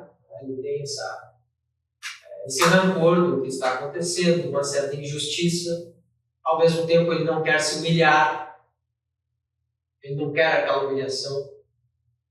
Ele se incomoda com o Títero ali embaixo da sua árvore ali, tranquilo. E essa era a situação social que o Virgílio retrata aqui nessa primeira época. Ele dramatiza um drama de inúmeros pastores, de inúmeros campesinos, por meio de dois personagens. E depois de outros também. Aqui, se vocês quiserem ver um pouco da teogonia, para a gente... Não sei como é que... Se o pessoal está... Acho que eu Vou ver um pouco aqui da teogonia. Vou pegar. Uma meia hora aqui de teogonia. Pode ler inteira aqui, se vocês toparem. Se tiver refri lá embaixo. Musaon heliconiadon archom et aeden. Hai Hellenico Servus in Oros Mega de Sateo. Não vou ler em inglês. Mas a gente pode ler, olha só. Aqui tem a traduçãozinha. Vamos ler assim. Pelas musas heliconíades, comecemos a cantar. Eu esqueci o nome do monte no meio da palestra, no meio da aula, né? O Hélico, o monte que Exildo cantava ao pé do Hélico. Não sei, eu acho que é porque eu falei o dia inteiro, as meninas sabem. Né? As coisas começam a fugir. Né? Pelas musas heliconíades, comecemos a cantar. Elas têm grande e divino monte Hélico, volta da fonte violácea, com pés suaves, dançam, e do altar do bem forte filho de Crono. Banharam a tenra pele no permesso, ou na fonte do cavalo, ou no ônibus divino, e interrompendo com os pés fizeram coros belos ardentes no ápice do Hélico. As musas desciam do Hélico para Exílio. Desciam do Hélico e baixavam aonde? Em Exildo. Essa é a brincadeira. Elas vinham até Exildo e revelavam a história antiga a Exildo. Essa é a ideia. Ele pedia inspiração às musas e elas vinham e ele, né, ou melhor, não tinha escrito, ele pensava e criava esses versos, contava essas histórias. Daí, precipitando-se ocultas por muita névoa, vão em renques noturnos, lançando belíssima voz, ideando Zeus porta-égide. E o que as musas cantam? Muito importante, o que as musas cantam? As musas são filhas de quem? São filhas de Zeus. As musas são filhas de Zeus com uma divindade chamada qual? Memória. Memória. Então Zeus tem ali algumas belíssimas filhas com a memória, que são essas musas. E elas cantam o quê? A glória do pai delas. Desculpa. Elas cantam a glória de seu pai. Elas cantam a glória de seu pai.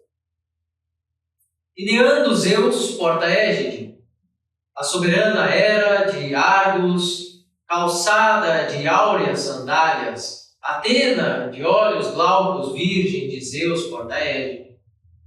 O luminoso Apolo, Ártemis, verte flechas. Poseidon, que sustém e treme a terra. Temis, veneranda, Afrodite, de olhos ágeis. Hebe, de áurea coroa. E bela Dione, Aurora.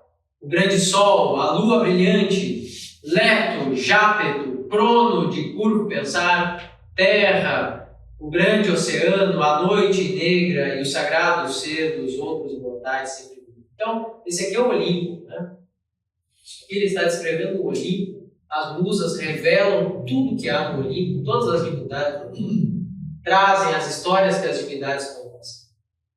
Trazem a glória desse império poderoso do próprio Pai, do próprio Zeus. Essa é a missão dessas musas. E aqui nós vamos começar então essa história da origem do universo, da origem do mundo e dos próprios deuses. Digamos que os deuses eles são números e forças mais fáceis de identificar para esses gregos por serem até mesmo forças naturais. Então, quando se tem uma tempestade, se diz que é Zeus que está causando aquela tempestade, certo? Esse imperador, Zeus. Se nós temos Zeus tão poderoso que governa o céu e a terra hoje, vamos ver quem é o pai de Zeus, de onde ele vem. Daí nós chegamos a Crono. Né? Crono tem essa referência ao tempo também. Então Crono seria o tempo. Nós vamos lá mais aí no passado nós temos o deus Hélio, para citar um exemplo. Eu acredito que aqui ele não referencia Hélio, mas Hélio é muito antigo. É o deus que carregava o sol por uma carruagem. Então esses deuses dos quais ele vai falar aqui são os que originam os deuses do Olimpo e também vai especificar os deuses do Olimpo. Para citar um exemplo de Hélio, tá? Não faz sentido que a gente diga que tem um Deus que leva o sol numa... Vamos lá, não faz sentido dizer assim, não, olha só, o sol todos os dias tem um Deus que leva, que está carregando aquele sol na sua carruagem. Tá, como que a gente chega nessa afirmação? Primeiro de tudo, o sol não erra o tempo dele. O sol erra o seu tempo? O sol não erra. O tempo do relógio só existe porque existe o ciclo do sol. Não é assim? O ciclo solar é tão correto que só pode ser um Deus que leva uma carruagem com a sua perfeição de Deus e coloca o sol todo dia no lugar, leva de volta, esconde, guarda, depois levanta novamente e assim por diante. Então, essa primeira divindade aí, por exemplo, explica muito bem o fato do surgimento dos deuses. Olha, o único motivo que a gente pode colocar aqui para o Sol fazer esse movimento é por isso. Né?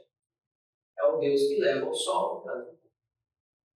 O oceano também. Olha, o oceano formou todas essas costas, essas baías. Ou como é bom estar na praia, por exemplo. Olha esse sentimento de estar na praia, né? Então nós estarmos ali na beira do mar, numa baía, né, num porto. Até isso era divindade grega. Portos, baías, como nós dizemos, quando nós temos uma espécie de escarpa assim, perto do mar. Enseada? Enseada? É uma falésia, por exemplo. Até isso era divindade grega. Até essas coisas eram divindades. Rios eram divindades. Como nós explicamos esse rio saindo da montanha, do nada, do meio da pedra? Sai água do meio da pedra, vem aqui e forma um rio enorme. Olha isso. Da onde sai isso aí? Vamos pensar de onde saem essas coisas. É claro, é porque ele é um Deus, é um Deus antigo, que está fazendo o seu trabalho. Então, assim, faz sentido que essas coisas que não têm explicação imediata e que parecem funcionar de um modo tão harmônico nesse mundo, faz sentido que nós imaginemos que alguma coisa, algum ser, as ordena. Faz todo sentido. Isso é humano. Alguém criou isso aqui. Isso aqui tem pensamento próprio. Isso aqui tem uma ordem própria. E assim é que Hesíodo pensa. Hesíodo o tempo todo nos informa esse tipo de coisa. Tá?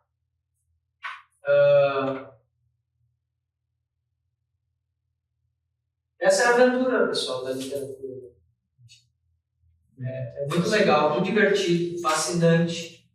Se vocês mergulharem também juntamente com a literatura, mergulhem na história de Roma, na história grega. É fascinante o que tem lá.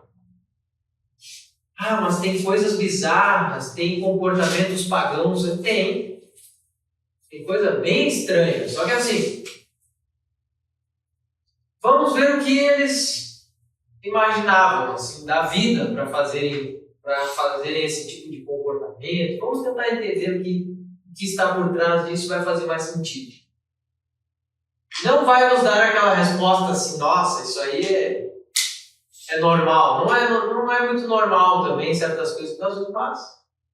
Nós devemos entender, olhar com um exame racional, olhar com um exame cauteloso essa história antiga. E ver também que as versões históricas vão mudar e a literatura não. Versões históricas novas sobre a República Romana, o Império Romano, isso aí aparece o tempo todo. Nossa, tem sempre um artigo porque eles descobriram uma cor de um pé, de um pigmento, de não sei o que. Sempre tem um troço assim. A literatura não vai mudar, o texto é o mesmo. Só assim, não tem como. O que ficou consagrado foi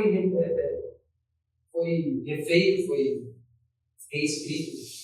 ao longo dos séculos e a gente tem esses registros. Mas se aventure então pela história, se aventure pela mitologia, vai, isso aí vai fazer muito bem, sempre. Não vai tirar pedaço, pegar ali coisas mais específicas também. Bora, pessoal? Muito bom, muito bom.